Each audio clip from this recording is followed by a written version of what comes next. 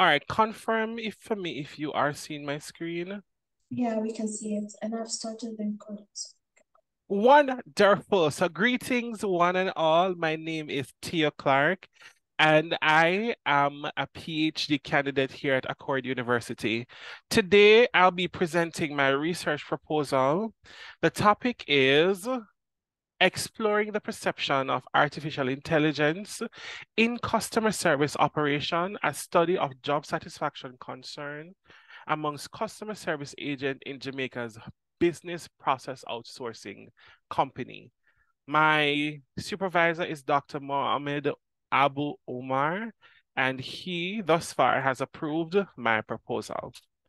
Now, for the flow of today's session, I'm going to give you a little bit of background about my topic, show you my statement of purpose, the purpose of my study, the significance, the objective, my theoretical framework, and the gap in literature.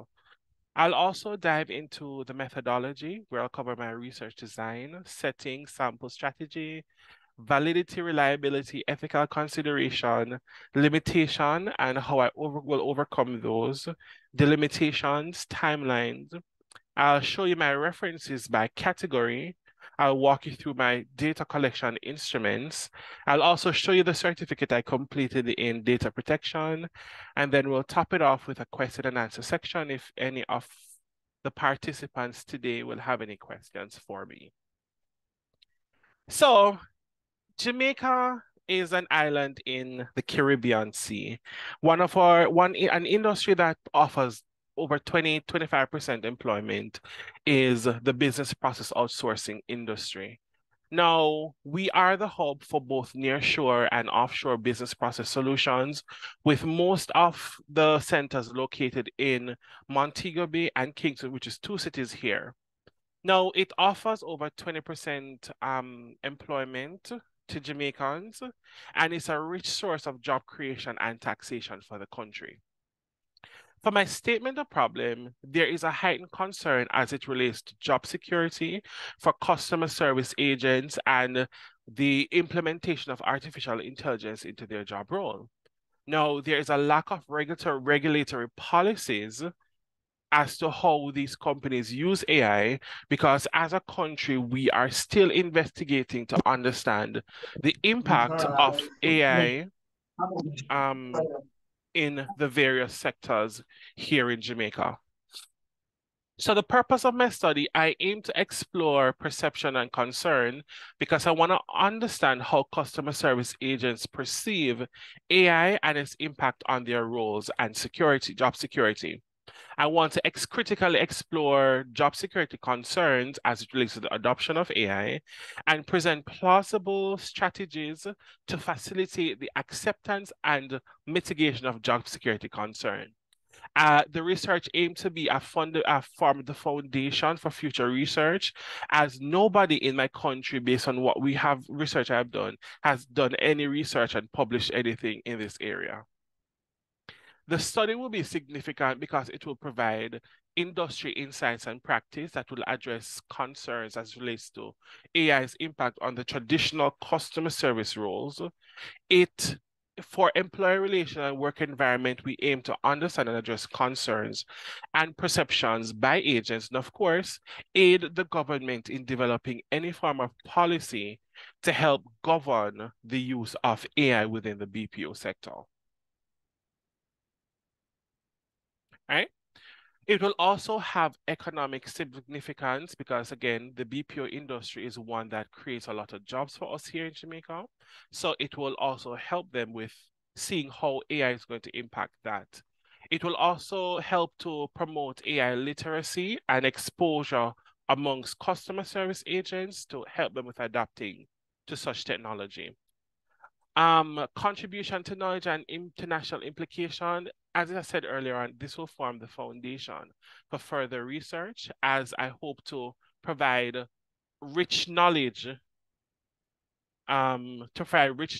with my research. The objectives, all right, so there are three: to investigate how BPO customer service agents perceive the integration of AI into their work, I aim to examine job security concern amongst customer service agents as relates to AI integration, and of course, identify strategies to be used by these BPO companies in Jamaica to address job security concerns arising from AI integration. The theoretical framework that will be used to underpin my study will be two. There's a technological acceptance model, and in that it notes that people accepts technology based on their perceived usefulness of it and how easy the technology is. That is, I'll be applying it to analyze customer service interaction and their acceptance of AI in BPO. And for the job insecurity framework, the JIF, two theorists will form the foundation of this framework for me, which would be Shaw's 2017. And in that, this researcher examines the uncertainty and unease about current job employment and future career of people. And of course, Kim 2014 speaks to the various factors that will influence job security, such as technology, economic fluctuation, and changes within the organization.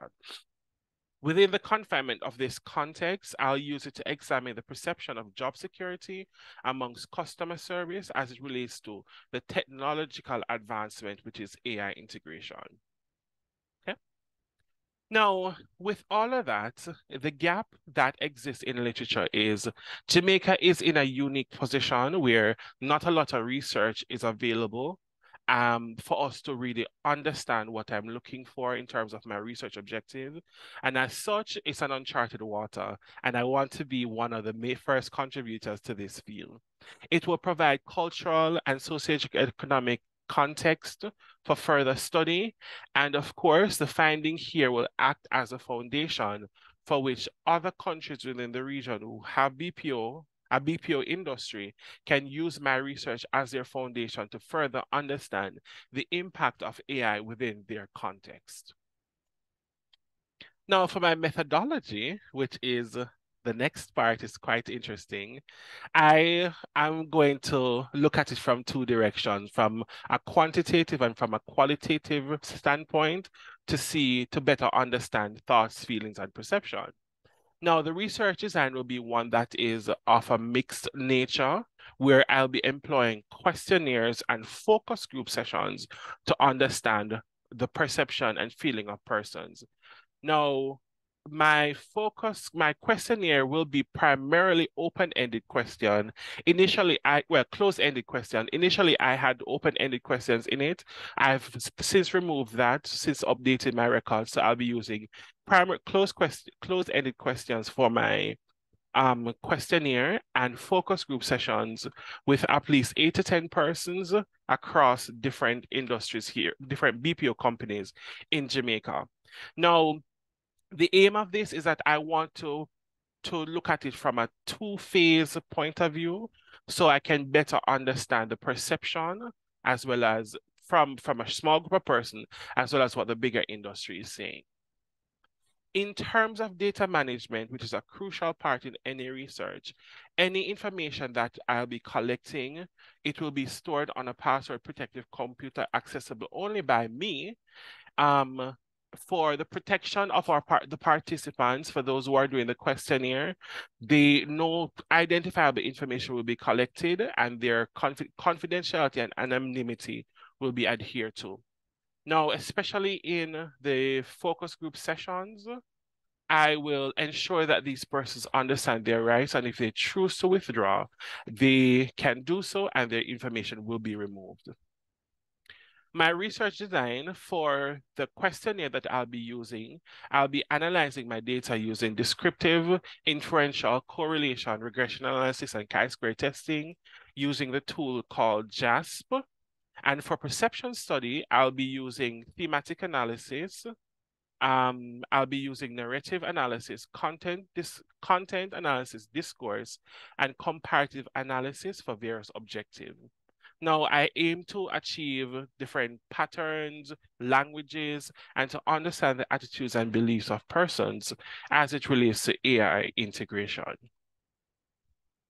Now, for my research, setting, sample, and strategy, My target audience will be three of the top BPO companies in Jamaica. We have many, but I've selected three of the top ones here. And the criteria for selecting persons will be based on a mixture of their role, their tenure, age with the company, age group within the company. So company A, my sample population will be, for my questionnaire, will be 334, sample B 318, sample C 306. For the focus group, we'll be using Zoom to carry out that activity. And of course, with everything that we do, there is bias. So one of the bias that I've accounted for here is because I'll be engaging the company to distribute the questionnaire for me.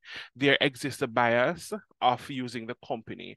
So, but I'll be addressing that in my findings section later on. Sampling strategy, I'll be employing a stratified sampling technique to select the persons who will be responding to my questionnaire. And this will be done based on tenure, age, role, and will be proportional to the number of persons who work within the organization. So confidentiality will be adhered to based on the policy here at Accord University to ensure that that is upheld. Okay. Now, how do I ensure the data that I'll be collecting will be valid and reliable? From the quantitative standpoint, when the questionnaire is issued, participants will only have one time to respond to the survey. So they'll not be able to go back in and do any other questions. And the thing about, I'll be using Google Forms to collect my data. The thing about Google Form is it will take note of your credentials, but it will not be shared with me when I collect the data. For the qualitative standpoint, I'll be using diverse representation because I'll be doing random sampling for this. But one of the things with it is that because the organization has so many different departments, I'll ensure that at least two persons from the different campaigns within the company is selected for the focus group session.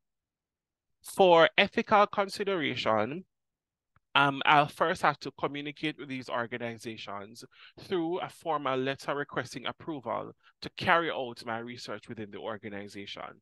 The informed consent, which will outline the responsibility and all that the participant needs to know will be outlined in the informed consent in terms of them being, if they choose to drop out of it now, how their data will be treated.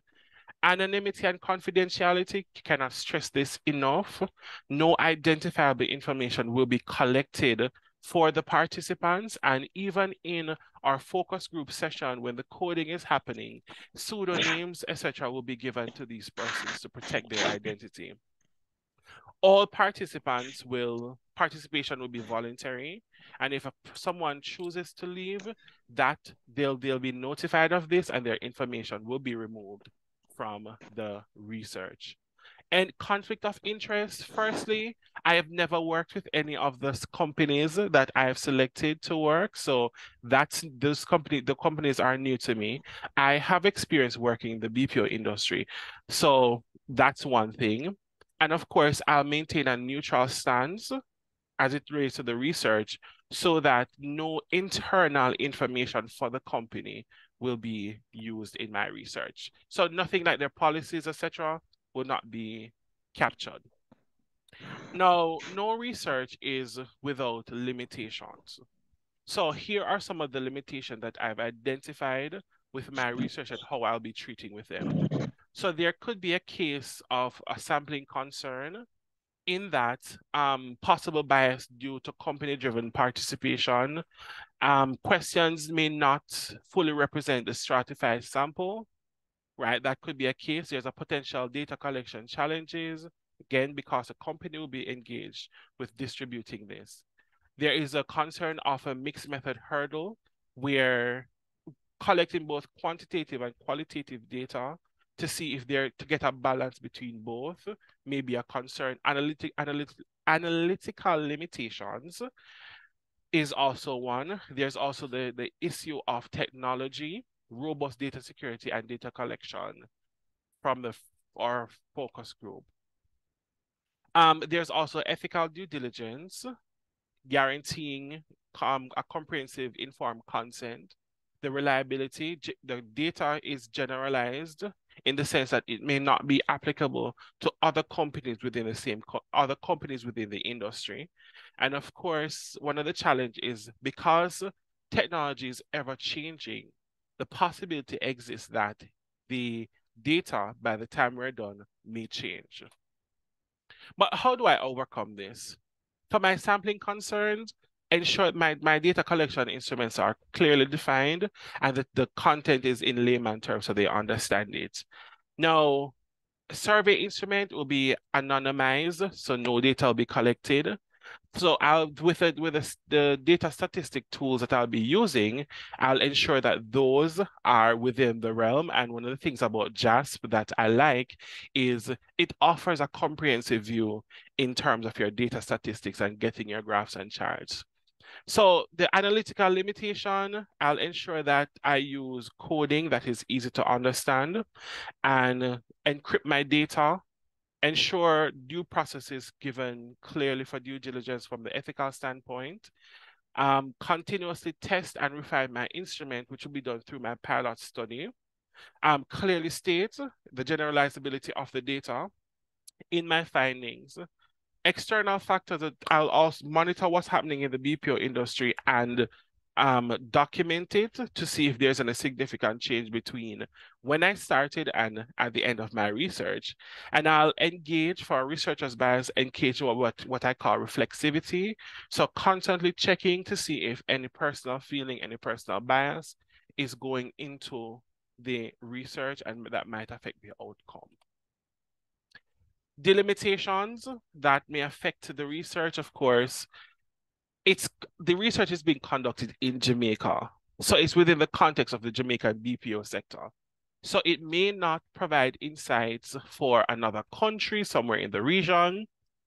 Now, participants in this, I'll only emphasize on their perception and concern of customer service agent, and I may neglect other stakeholders within the organization based on their view. My study is to really understand customer service agents. Now, I may focus primarily on things like chatbot, natural learning programs, MLRPA in my research, and not other ones that may emerge during the time. Policy analysis. So while I acknowledge that there's a gap, I may not dive deep into the global content or context of AI integration. And I'll be providing solutions from a theoretical standpoint that may be implemented, but not actually one that I will implement myself into the industry. Okay, so here are my references based on the category, and these are the references that I've used to develop my literature review and to guide my course of study, right? Just skipping through them so that you can see. So for my research timeline, so I have until the end because I still have a little bit of tweaking to do with my proposal. I'm currently at the proposal seminar, as you can see. So I aim to complete my pilot testing by the end of November. So start collecting my data. So by the end of January, I'll be through with my chapter 4, chapter 5 by March, and then I'll be able to review chapters 1 through to 5 with my supervisor by May, turn my research into an article by June, defend my dissertation July, in preparation for graduation in August of 2024. All right, let me show you my data collection instruments. Can you confirm if you are seeing my questionnaire? You should be. Can somebody confirm for me? A thumbs up or something?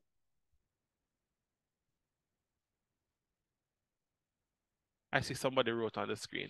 All right, so for my questionnaire, I'll be grouping them. So I'll be collecting demographic information, which includes age, gender, highest education earned, years of experience, your current role within the BPO industry.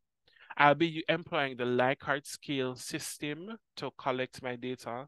I personally believe that Likert is quite effective as I provide general layman term statements in relation to AI so that those who will be doing it can easily understand and relate with it. So that's the one Likert scale. So here's another one that says confidence in knowledge of AI and its technologies. And there are a group of statements that test how confident the participant is. There is BPO customer service reps perceive AI integration. And I'm checking to see if you agree, strongly agree, disagree with these statements relating to that.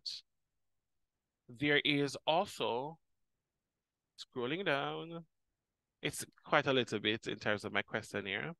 There is job security, because remember, my objective is to understand perception and job security and to provide practical solution.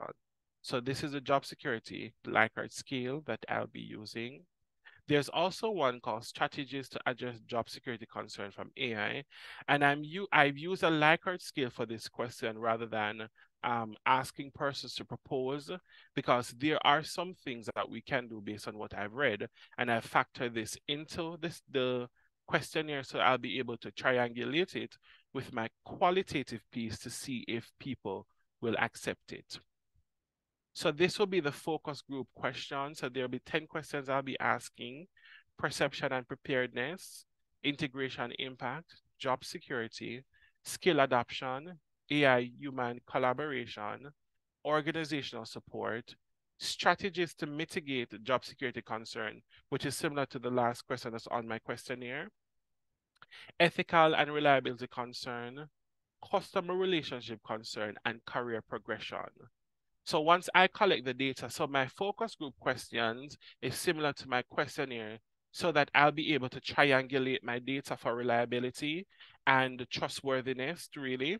So once I'll be able to collect the qualitative piece of information and match it to my findings from the quantitative, it will show any commonalities that exist between the two and help me with bringing forth new knowledge to add to the existing body of knowledge. That's it for my questionnaire section. And this is the certificate I completed online in August about protecting human participants online training, where I covered the various mishaps that happened in research as as they developed research over the years. All right, so that's a certification presented to you. Do you all have any questions, concerns today that you need clarity on as it relates to my research proposal? Anybody?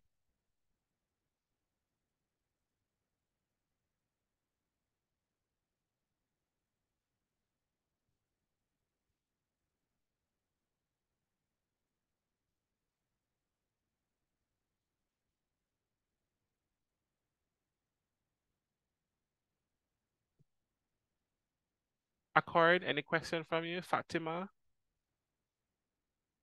Dr. Williams?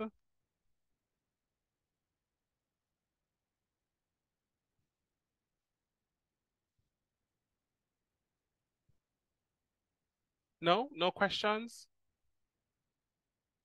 Any comments then?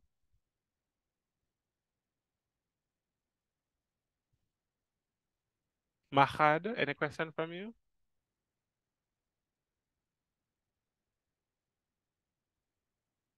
No questions? Okay. All right, well, since there are no questions, that concludes the presentation on my proposal. I hope you all have learned something from this. What's the difference between a master's proposal and a PhD proposal? The master's proposal is a smaller version where the depth of knowledge that you're looking for with your master's would be different. The proposal is for the doctorate is at a wider scale. All right. I mean, can you get my I would have to consult my supervisor, Muhammad, as it relates to this proposal, because this is my actual research that I'll be defending for Accord to get my doctorate in August. of next year. All right, dear. It was amazing. You would like to presentation. Oh, I'm so sorry. You're breaking up. Sorry, my network. I was telling you that your presentation was amazing and it was well done. We liked it. Thank you so much. Thank you so much. Thank you so much for such a lovely comment. You're welcome. All right. Well, that